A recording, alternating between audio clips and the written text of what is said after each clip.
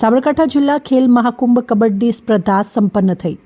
ખેલ મહાકુંભ 13 દિવસીય કબડ્ડી સ્પર્ધા તારીખ 31/1/2025 થી 2/2/2025 દરમિયાન સાબર સ્ટેડિયમ હિંમતનગર ખાતે યોજાઈ હતી, જેમાં સાબરકાંઠા જિલ્લાના વિવિધ તાલુકાઓમાંથી અંડર 14, 17 અને ઓપન વિભાગ ભાઈઓ અને બહેનો જોડાયા હતા।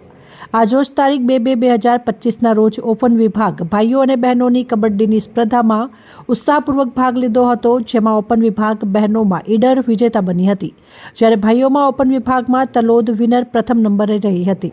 ઉપસ્થિત મહેમાનો અને ખેલાડીઓએ ખૂબ જ વિવેકપૂર્વક અને ઉત્સાહથી પોતાના કૌશલ્યનો સૂઝબૂઝથી ઉપયોગ કરી વિજેતા બનવા પ્રયત્ન કર્યા હતા।